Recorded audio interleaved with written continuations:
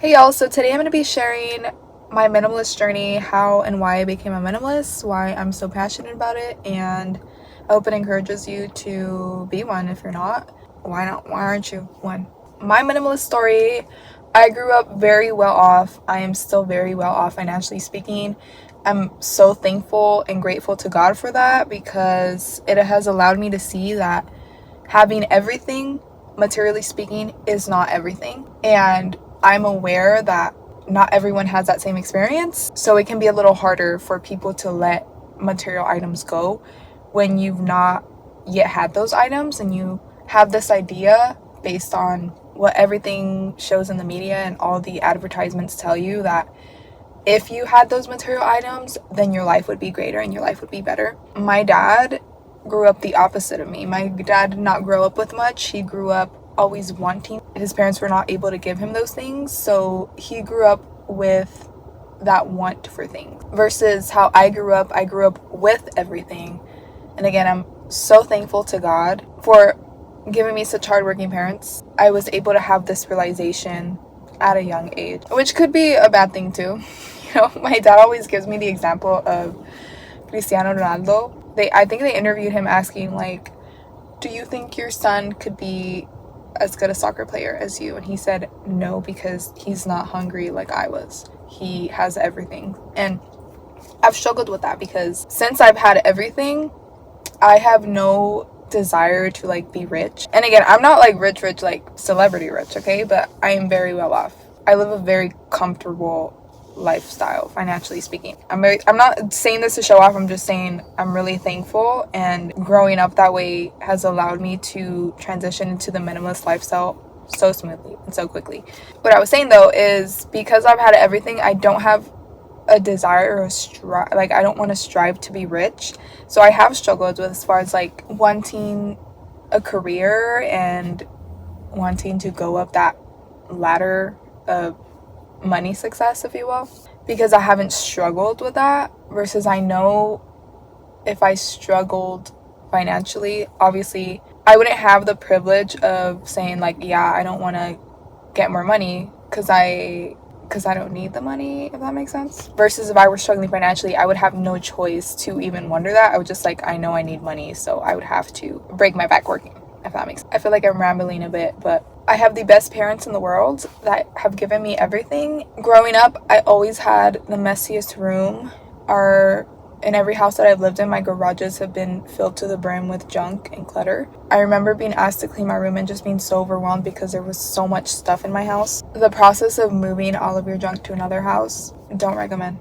So yeah, that was basically my whole life. Junk everywhere. When I was about 19, I watched the Minimalist documentary on Netflix. And I thought, wow, that is amazing. Imagine not having junk in your house and being able to clean it within 10 minutes. That's amazing. And I was really fascinated by it, but I just kept going on with my life. I think about like 2 years later, I was a little more mature. I don't know if I watched the same one or if it was like, I know they have like 2 documentaries, but I watched another one. And I was like, you know what? I'm gonna do that. Like, I was in a point in my life where I had so much stuff in my room specifically. I was constantly overwhelmed by everything. And at the time I was very anxious, like socially anxious, and then on top of that I had to deal with all this clutter.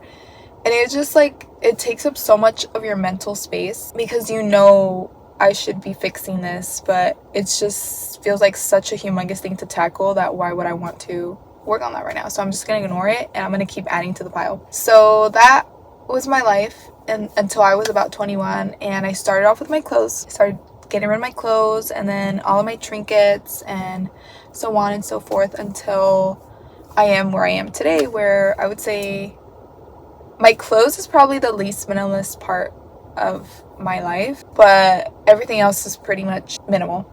It was difficult to get rid of expensive things because you've spent money on that, and it's kind of a reminder like I didn't make a smart choice here and I was just shopping to shop. Once you start decluttering, I think starting is the hardest part. Once you get into the rhythm and you see how much having less things simplifies your entire life and calms your mind, it gets much easier. It's like I actually don't want that because I know how much energy it's going to take me to maintain that item. Because it's not just that you're wasting money when you buy junk, it's that item means wasted energy, okay? Having to clean it, maintain it, organize it. I would say the most important thing when becoming a minimalist is a lot of introspection and honesty with yourself, because there's a lot of things that I had because I wanted to appear a certain way to other people, or there's a lot of things that I truly believed, if I have this, I'm gonna be happy,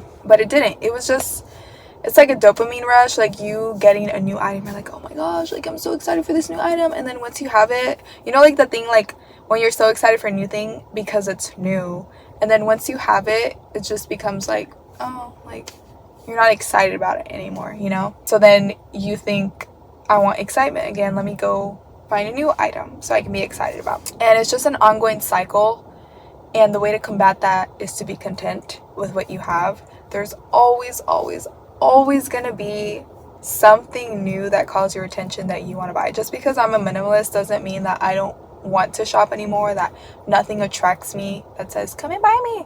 No, there's a lot of things that I think are cute, and then I'm like, ooh, I kind of want that, you know? But then I think, you know what, I'm gonna get that, it's gonna annoy me in a little bit, and then I'm gonna declutter it. And yeah, you just have to learn how to be content right now with what you have. And I don't think there's anything wrong with buying in excess and thinking that those things will make you happy, because they won't. Yeah, I think it's just really important to have rules for yourself. Like if you're gonna bring something new into your home, do you have a place to put it? Do you know exactly where you're gonna put it? And are you willing to invest the time? Not only the money, are you willing to invest the time that's going to take to maintain the item? I'm going to give you an example. I just discovered Brandy Melville, which is like 100% cotton. I went to the store once and I was like, I think I'm a little too old for this, because it's just a bunch of little teenage girls. So I discovered that they have another store for, you know, a little more older ladies like myself.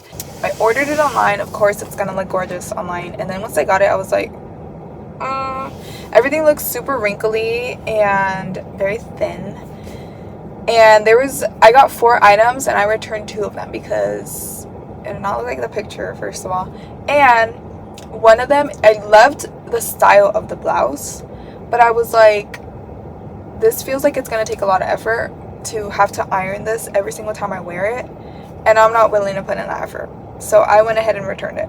I have a steamer, I have an iron, and I have the Downy Wrinkle Release Spray, okay?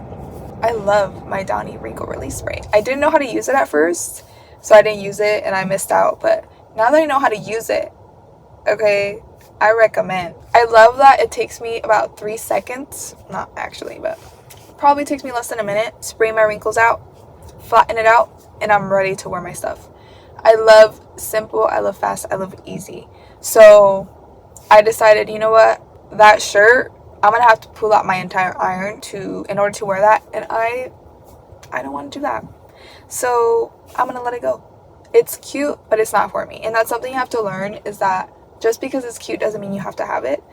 I love window shopping because I can look at beautiful things, like, that's beautiful, but it does not have to be mine. Not everything beautiful in the world you have to own. Another thing, you don't need to have merch and things that you like to prove that you like those things. I did a minimalist room tour video. I had a few comments telling me how boring, like, why does minimalism have to be so gray and white and simple? And I was kind of butthurt by that, because I'm like, does this person think because my room is like that I'm boring?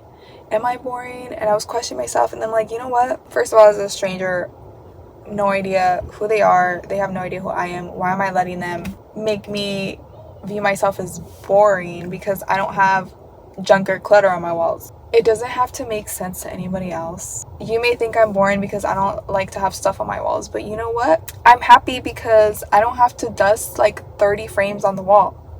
Like, I don't have to waste time doing that, okay?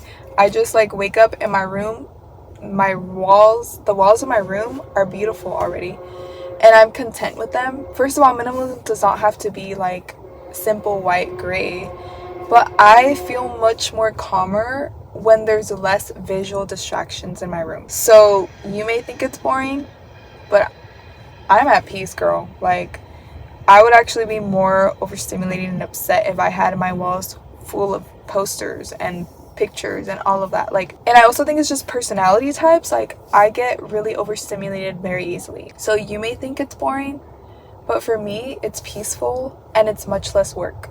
And I will 1,000 times have less things to maintain and take care of. Like, I don't want to spend hours of my life cleaning unnecessary junk, if that makes sense. I think if you desire a simple life, minimalism can help you there.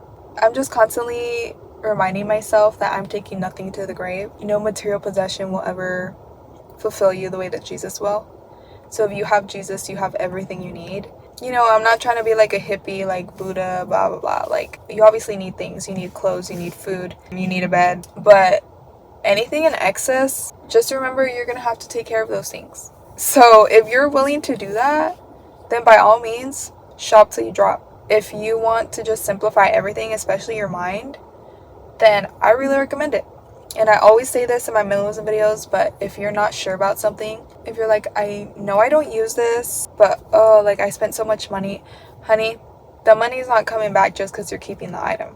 Okay, the money is long gone. To be honest, unless it's like a really good quality item, nobody's gonna buy that. So just take it to the Goodwill, honey. Call Pickup Please, which is like the veterans people that come and pick up your junk. That's what I'd say. Like, and just remember, in the grand scheme of things, you should hold on. Let me just show you a little example, okay? Diet Coke. Do not ever drink full calorie soda. That's crazy. I'm so sorry. I feel like I'm being so sassy in this video, but I'm just really passionate about minimalism, okay?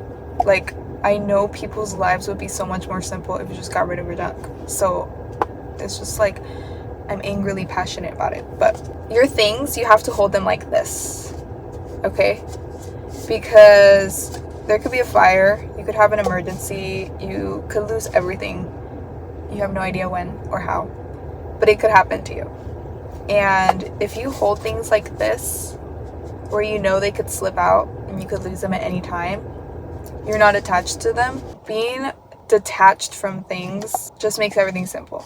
Because when you're holding on to things so tightly like that, and then they get snatched out of your hand, oh my goodness, you're gonna go crazy. But if you're just holding things like, hey, like, I appreciate this, I'm using this is a good resource for me, but oops, I lost it, oh well. Yeah, don't hold things so tightly is what I'm saying, because you could lose everything anytime. You literally never know.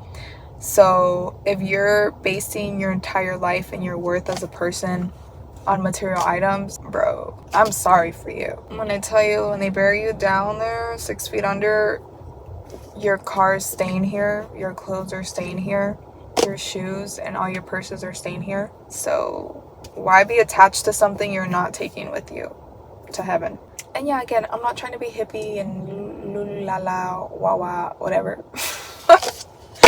Bro, I need to go on a walk. Like, I'm just talking to talk at this point. But what I'm saying is, let go.